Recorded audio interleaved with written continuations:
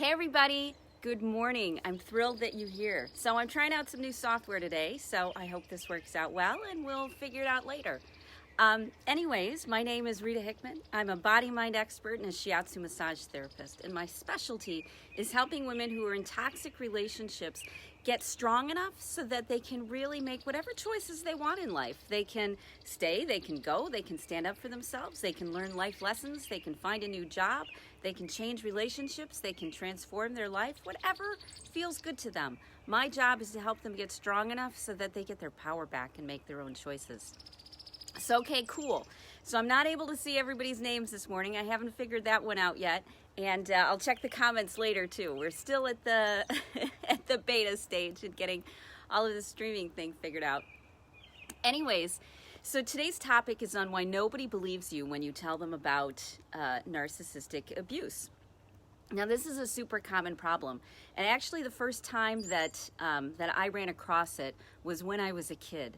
You know, of course, I was in a very, kind of toxic family situation, and when I was 10 or 11, I reached out to my grandmother, and I said, hey, you know what, my family isn't quite right. You know, things aren't going quite right. And my grandmother, who I hadn't been really close to, but was a kind woman, basically told me that I was making it all up. She told me that, life is hard and relationships are hard and family is hard and I'm taking it too seriously and too personally. And this is a theme that a lot of women who've suffered any type of abuse, mental, physical, emotional, narcissistic, energetic, whatever it may be, abuse, no one believes them. And that is one of the biggest struggles as to why people open up their mouths in the first place. There's a couple reasons for that.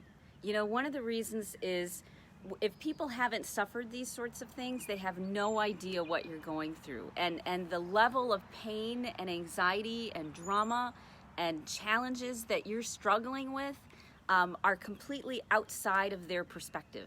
They have no idea the level of pain and suffering that you're going through. And so, of course, you must be lying because how could this be true? This is, that stuff only happens in movies. It only happens in these situations.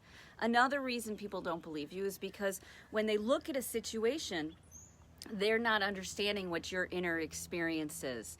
Maybe you have a history with this person. Maybe as soon as they lift an eyebrow or as soon as their energy shifts, that when you get home, life is going to be horrible, absolutely horrible, and you can feel it and you know what's going on, and maybe you go into this panic place of fight or flight. So someone else who's observing it is not observing your experience. And so they're saying, I don't know what the big deal is. I don't know why you're so upset. They just said blah, blah, blah. They just raised an eyebrow. I don't know what your problem is. And it once again comes back on the other person. Another big reason that people won't believe you is because they don't know what to do. When I first talked to my mom about what had happened to me as a kid, she didn't know how to respond. And most people are like that. Healthcare workers, doctors, nurses, all sorts of people. They have no idea how to respond to you sharing your pain or your trauma. And so what happens is they tend to be very dismissive. They don't, they want to fix it. They want to help. They want you to stop. They want to minimize it. And it's not personal. It's just that they've never experienced this before and they don't know how to talk to you. They don't know how to ask. One of the best things that people can do is just believe you.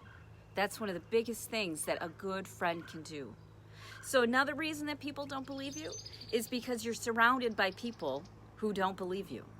Because for whatever reason, they are in their own world.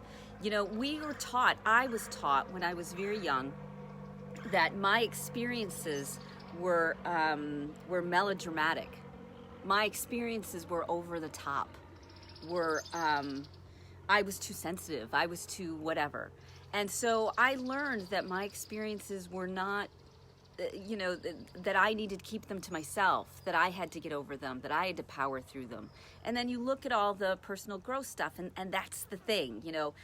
If something's happening to you, you can't do anything about it. You are helpless. And this is somewhat what I don't like about 12-step program. It's this feeling of helplessness that, this is There's nothing you can do. You are helpless to the situation. And on some moments, that's true. You know, you are being victimized. But the switch that happens is when we start realizing that we don't have to be victimized anymore. We don't believe that we have any power. We still believe that that we are helpless to the situation, that there's nothing out there and no one for us and nothing will ever change because this is the way it always is. So no matter where you go, there you are, and it's always you. And part of it is the sorts of people we allow around us. You know, people who really get emotional depth are few and far between. You know, people who've really done the work, they aren't everywhere. They aren't around every corner. But we don't know that. We think that if we reach out, if we ask for help, that people will understand the pain that we're in. You know, but that's just not true.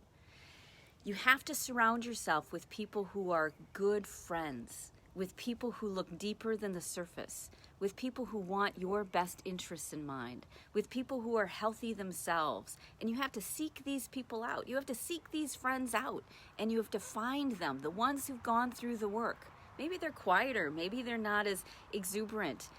Maybe they're waiting to see if you're ready to have a good, meaningful friendship with them.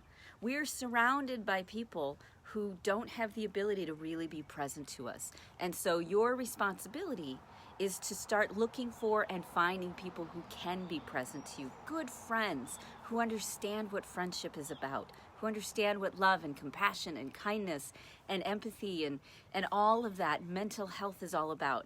You have to seek them out. You have to start looking for them and creating them in your mind and in your vision. And when you do that, you'll start to find that they are around and that you do have people that you can depend upon. But right now, you probably got into a narcissistic relationship in the first place because you didn't have those sorts of people. You didn't have those good friends. And because of that, that's what led you into this toxic situation in the first place, because you didn't come from a really stable foundation. When you finally get that stable foundation in place, you don't have to be afraid of toxic relationships anymore or of narcissists anymore, because you no longer think the same way. What changes is your thinking. What changes is your feeling of helplessness, your feeling that there's nothing you can do.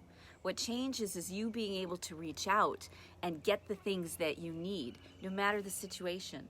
So why don't people believe you when you tell them? Because they really don't get it, they haven't done their work, and they don't know what to do. So in these situations, you have to be there for you. You know, one of the things that we tend to do is we look for people to validate and love us. But what has to happen is we have to validate and love ourselves. We have to be that first line of defense. We should have had it when we were kids. Sure, we should have had all of that wise parenting. But you know what? They didn't know any better either. You know, they didn't know. Everybody did the best that they knew. So you have to be your advocate. You have to be the person that says, I'm worth this. I have value. I can make a change. I can make a difference. And my life can be better and more awesome. That's where you have to start, is loving yourself first, respecting yourself first. And that's when everything else starts to change around you. You have to believe you. And once you believe you, then you'll start to find other people who believe you too, okay? So here's your homework assignment. I want you to stretch a little bit. I want you to look for one person that you think you can be a little bit more vulnerable with, that you feel you can have a little bit deeper of a relationship with, and I want you to reach out. Don't give them all of your life history all at once. Start small.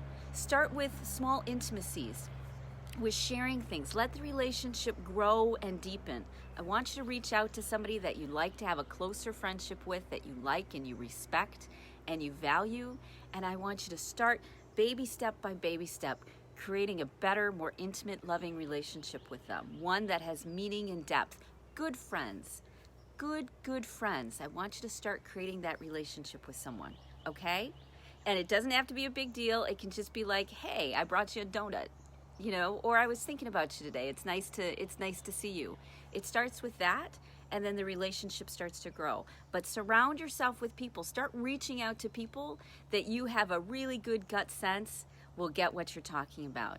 And after a little bit of time, you'll start seeing that the people around you are exactly the people that you always wanted, but maybe you never had. So, if you're still looking for some more help, I've got a great group out there. It's Healthy Strategies to Cope with Narcissists, although I think we're changing the name to Healthy Mindsets to Cope with Narcissists. I like that title better.